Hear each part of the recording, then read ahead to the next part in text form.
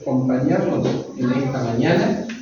Una mañana especial para los niños menores de la iglesia, menores, adolescentes que tiene la iglesia, ya que hoy es el Día de los Conquistadores, ¿no? Toda esta semana fue la Semana del Pañuelo, ¿no? Y ya hoy se está celebrando el Día del Conquistador. Pasamos con Patri por la iglesia de Altagracia a saludar al Club Gesna.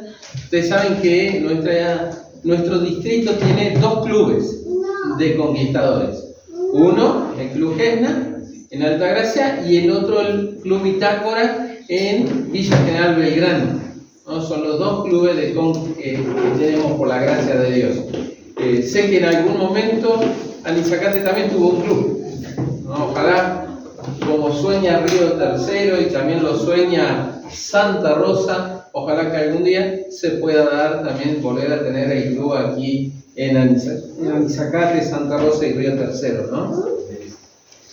Pero además de el Día de los Conquis, hoy también se celebra algo más.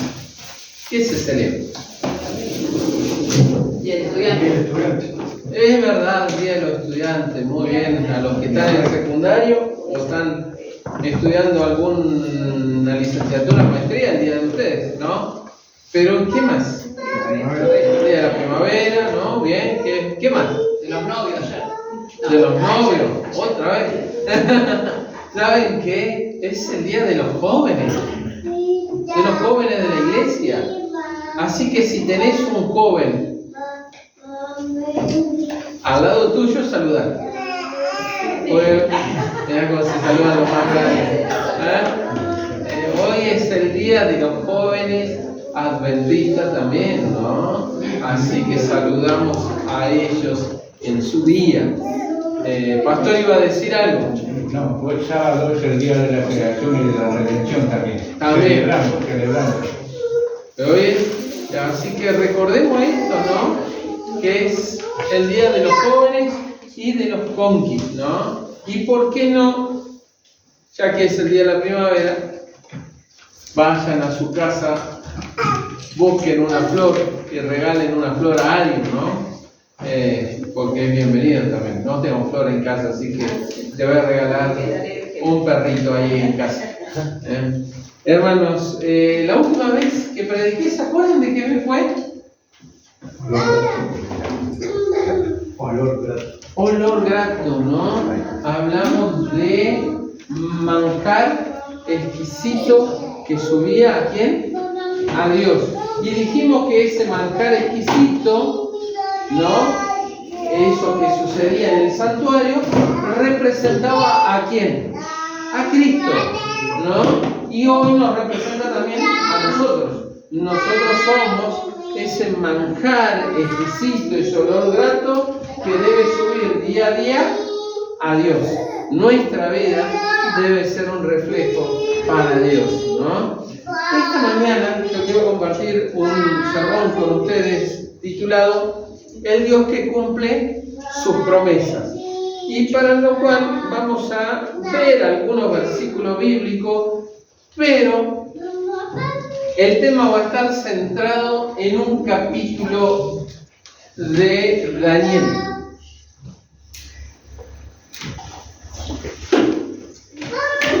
¿Saben cómo se llamó el primer hombre que fue al espacio?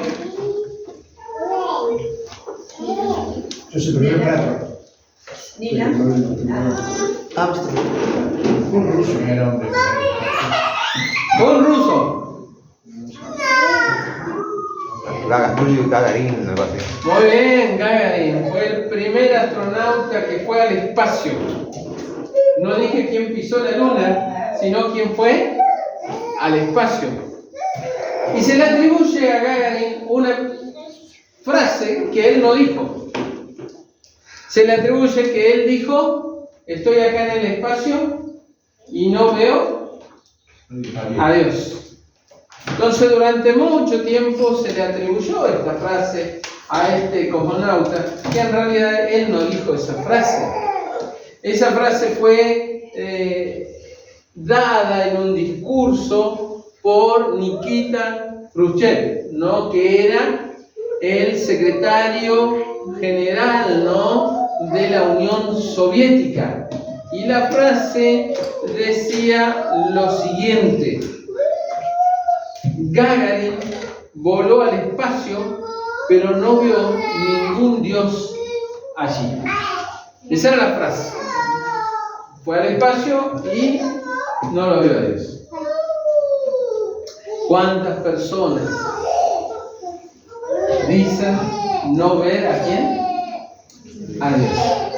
En la antigüedad hubo un rey que él consideraba ser más grande que el Dios de Israel. Y al considerarse más grande que el Dios de Israel, él fue con su ejército a Israel, a Judea, a tomar la ciudad de Dios, a hacerse de la ciudad de Dios.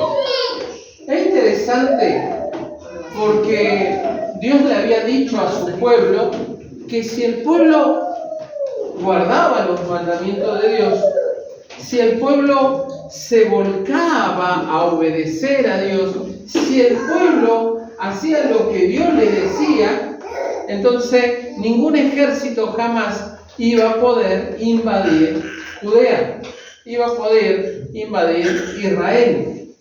Pero el pueblo de Dios dejó de amar a Dios. Dios amaba a su pueblo, pero el pueblo dejó de amar a Dios. Y entonces los ejércitos de Nabucodonosor cercaron Jerusalén, tomaron Jerusalén y se llevaron de Jerusalén lo mejor que había. Y lo mejor que había en Jerusalén era la juventud. Eran jóvenes que en su mayoría habían sido educados en la fe de Dios. Y Nabucodonosor se lo llevó. Capítulo 1 del libro de Daniel. Se lo llevó. Este rey que se creía superior a todo, que creía que su Dios era superior a cualquier otro Dios, se llevó lo mejor de Jerusalén. Aparentemente hubo una derrota del pueblo de Dios, del rey de Jerusalén, pero también una derrota de Dios, porque otro Dios vino y tomó la ciudad de este Dios. Dice la palabra de Dios que estando en Babilonia, Daniel y sus 3 compañeros tomaron una decisión. Y la decisión fue servirle a Dios. La pregunta es, ¿qué pasó con el resto de los jóvenes que también fueron llevados? Y la Biblia no dice nada del resto.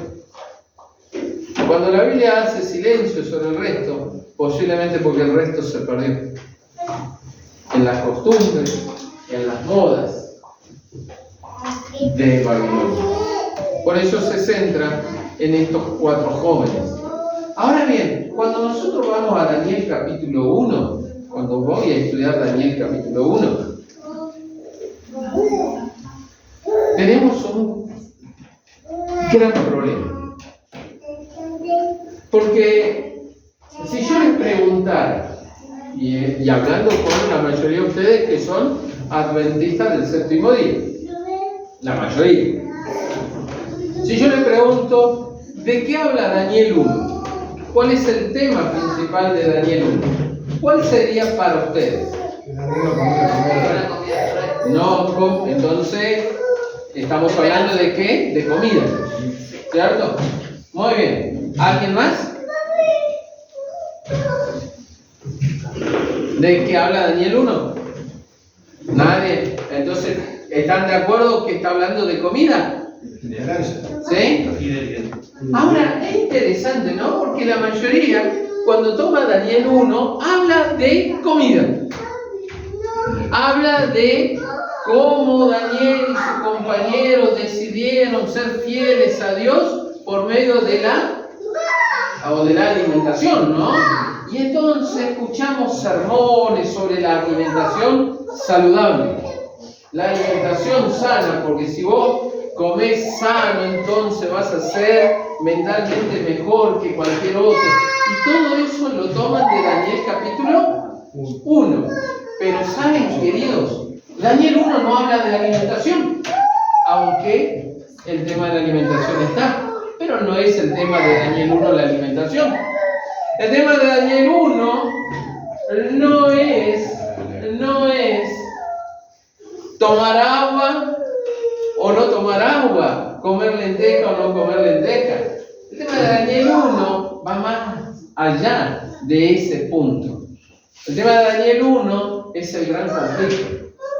Tiene que ver con un conflicto entre los que son fieles a Dios, los que no son fieles a Dios, y entre un Dios que cumple siempre sus promesas.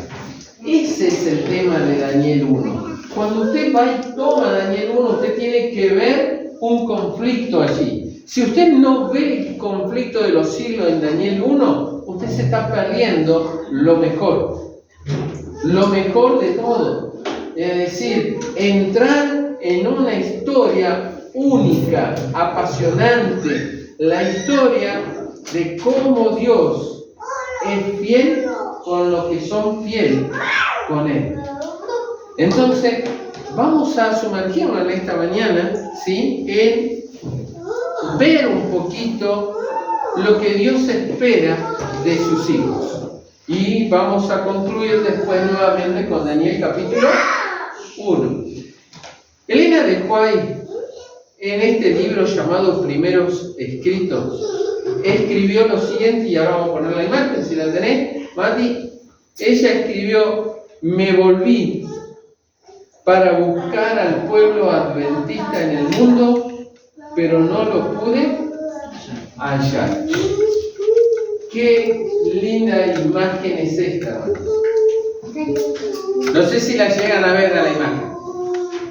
Tal vez por la luz, ahí está mejor. Gracias. ¿No?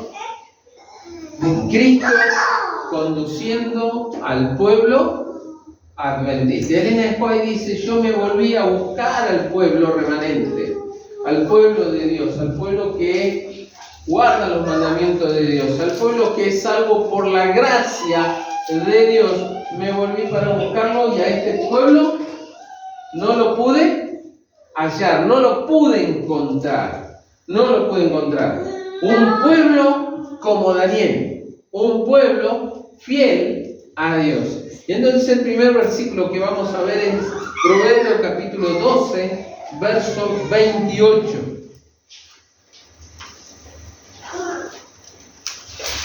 Proverbios 12, 28.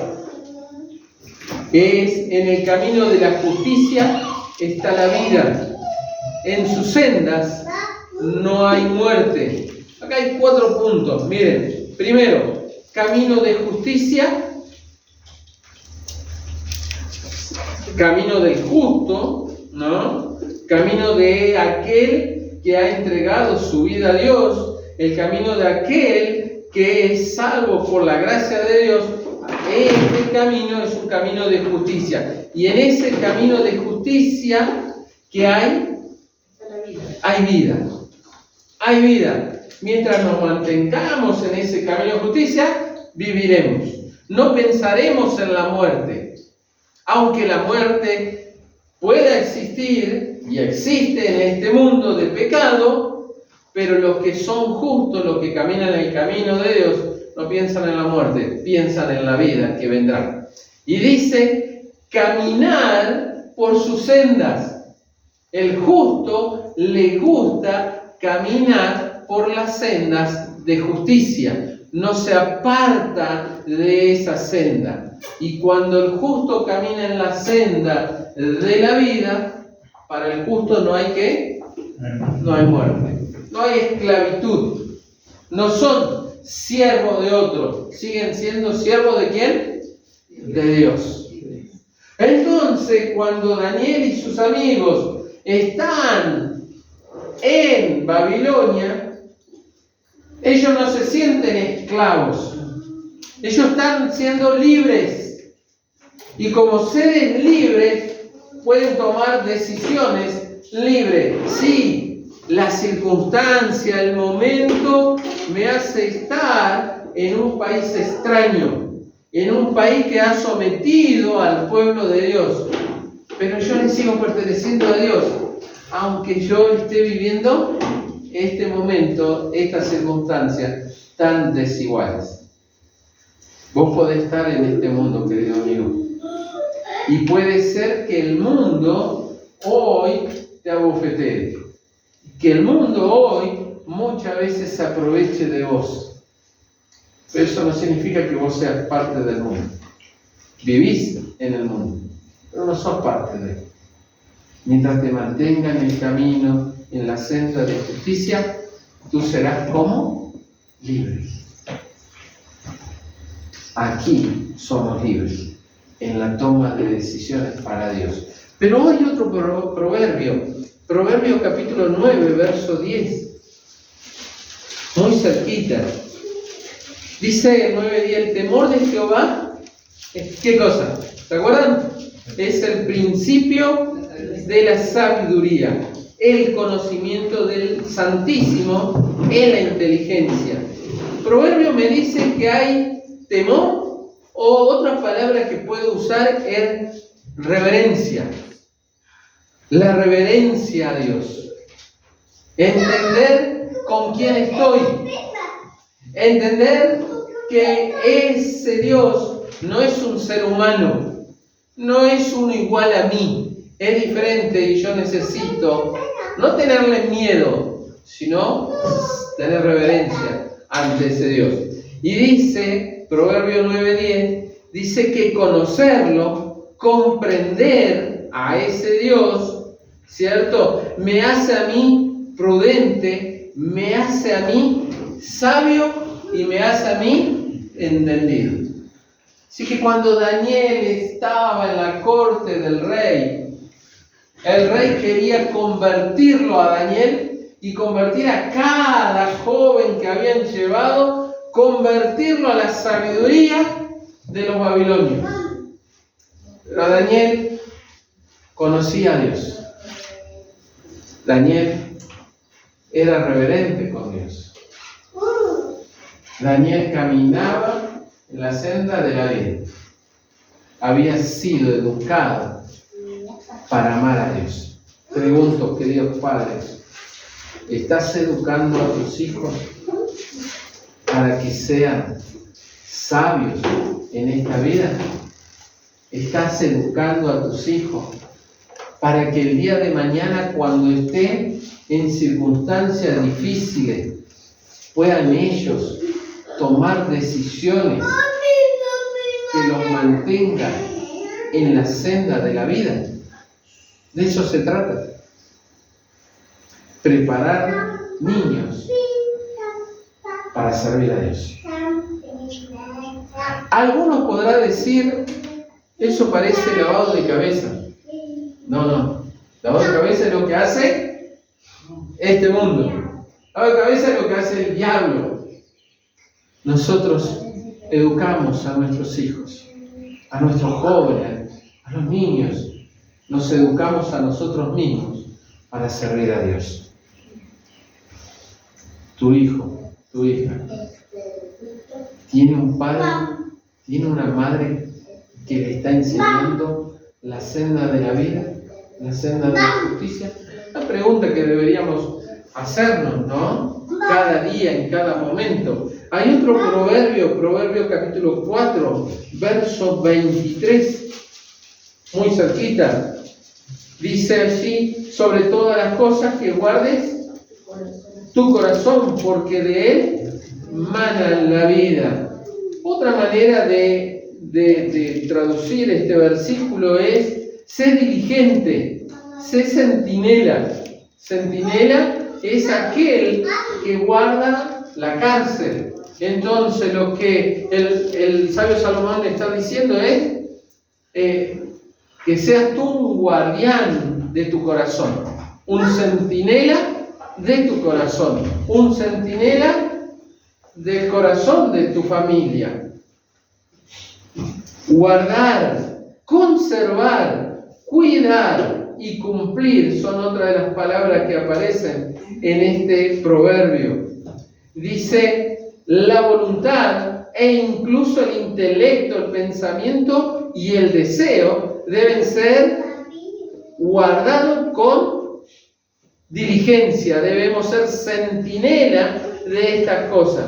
¿Para qué? Para sobresalir, para colocar un límite,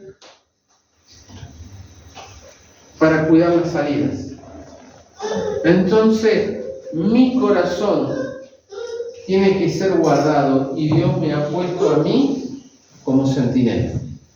Yo soy el guardián de la cárcel de mi corazón, pero mi corazón es libre. ¿Libre para servir a quién? A Dios. Es libre para servir a mi Creador. Y yo tengo que cuidar eso. Cuidar eso. Pero tengo la libertad de ir por lo otro. Porque es mi decisión.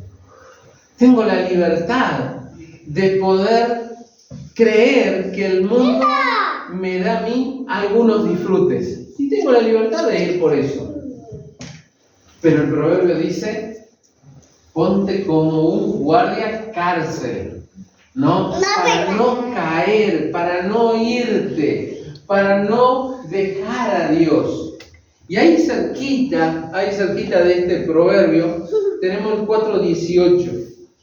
La senda de los justos es como la luz de la aurora, que aumenta hasta que el día es perfecto.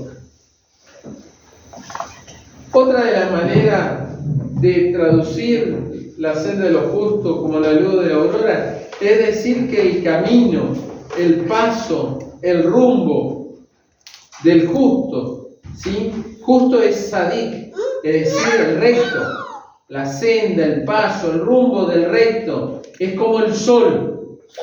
Es como el sol que ilumina, que avanza, que conduce hasta que es robusto y es perfecto. ¿Qué clase de justo soy yo? Y eso no depende de lo que yo haga, sino de mi comunión con Dios. Y cuando acá veo un papá con su bebé, la pregunta es, ¿qué reflejo yo hacia mi bebé? Imagínense el padre de Daniel teniéndolo en los brazos.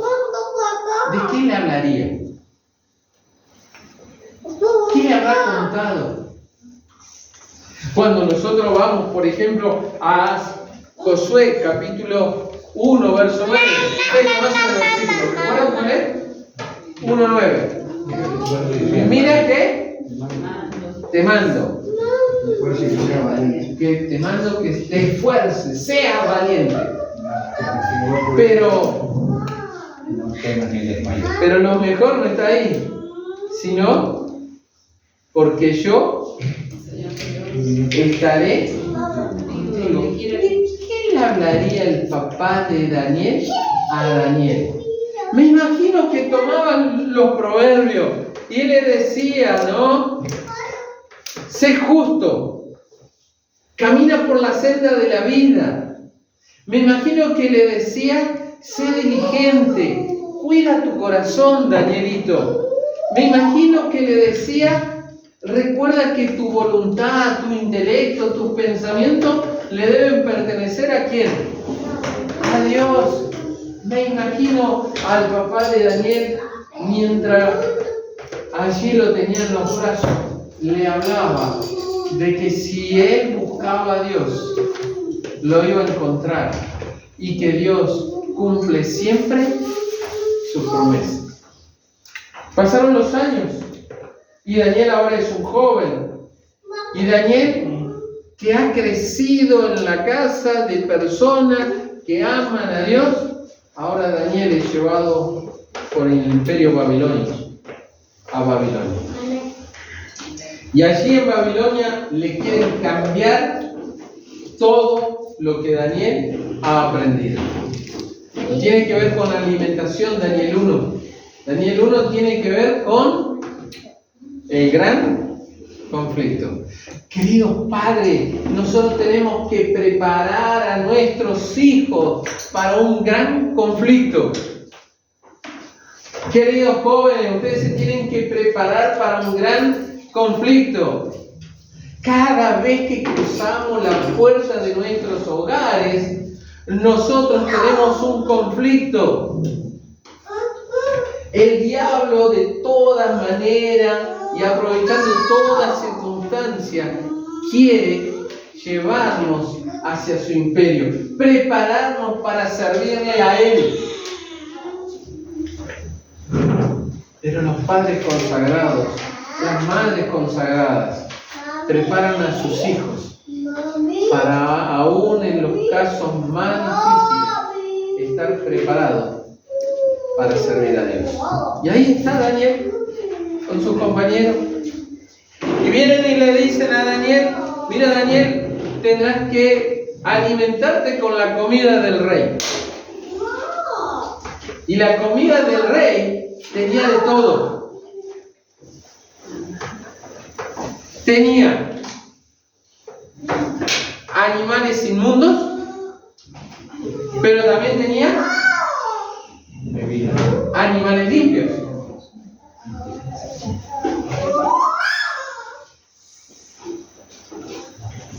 La alimentación del rey tenía bebidas.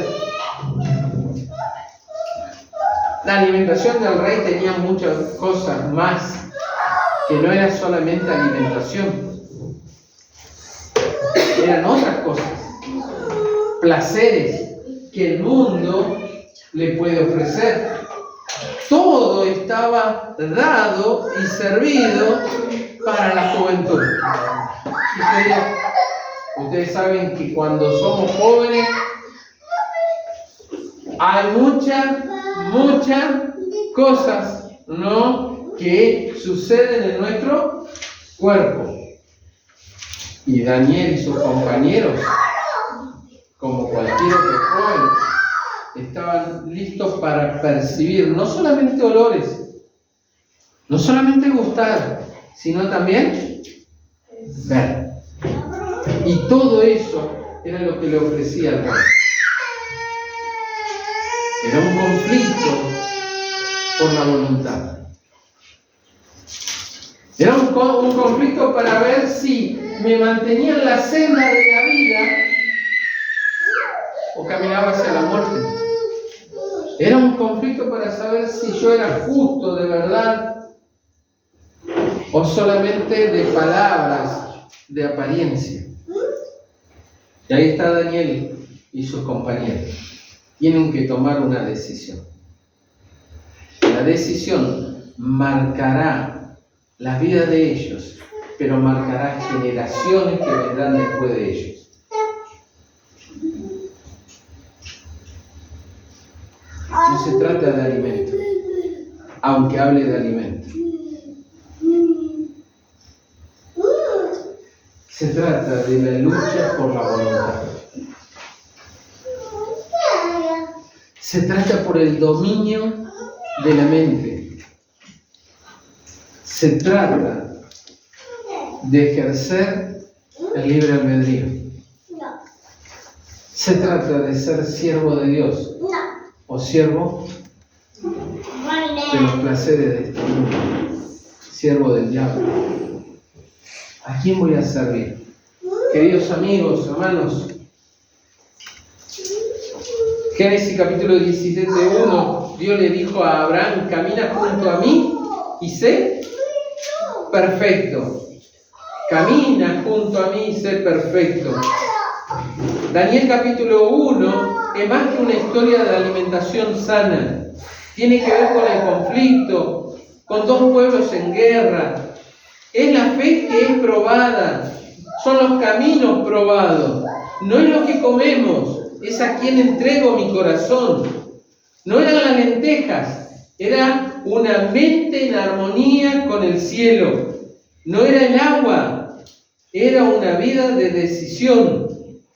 Es en los momentos más difíciles donde el espíritu es tensado y el oro se deja ver. Cuando Elena dejó ahí dice, miré. ¿Y qué pasó? Y no vi ¿a quién? No vi al remanente. Miré y no vi al pueblo de Dios. No lo veo porque el pueblo de Dios, al igual que Daniel, entendió que la cuestión no es la alimentación. Al igual que Daniel entendió que la cuestión no es la predicación. Entendió que al igual que Daniel, la cuestión no es si doy el diezmo o no lo doy. Si vengo a la iglesia o no vengo a la iglesia. Entendió al igual que Daniel que es una vida de entrega a un Dios que cumple sus promesas.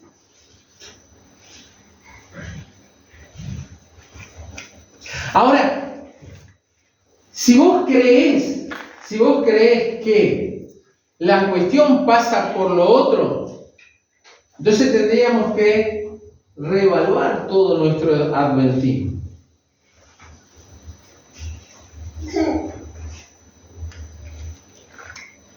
Repensar mi adventismo.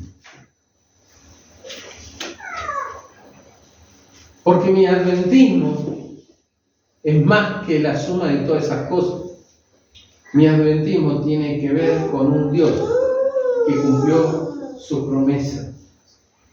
Un Dios que bajó del cielo, murió en la cruz, para que todos aquellos que en Él crean sean salvos.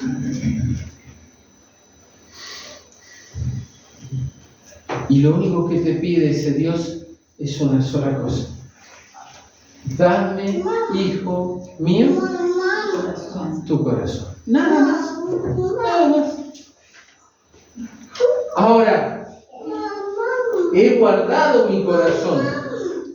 Soy el centinela de mi corazón. Soy un justo que camina por la senda de la vida. Pero no porque haya poder alguno en mí, sino porque Dios me dio su salvación.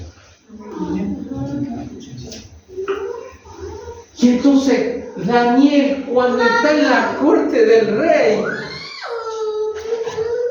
le ofrecen, ¿cómo dice el dicho? El oro y el moro. Le ofrecen todo.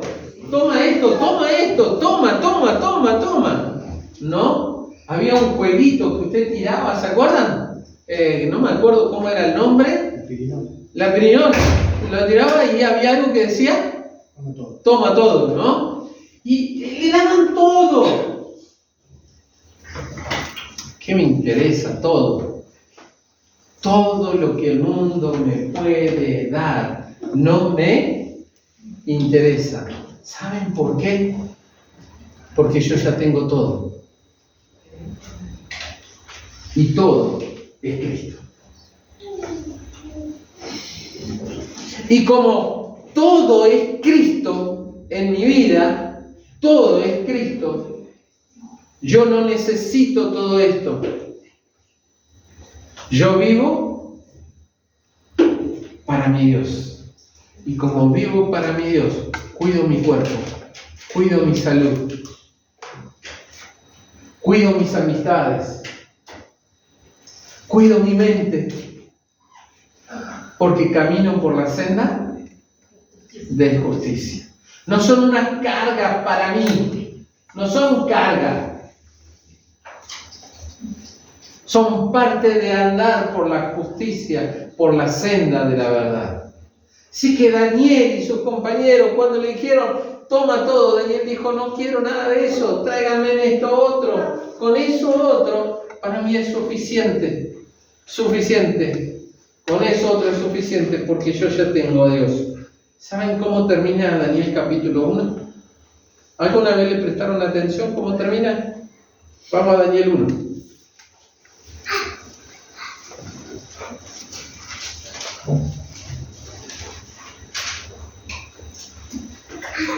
¿Quién quiere leer? ¿Cómo termina Daniel 1?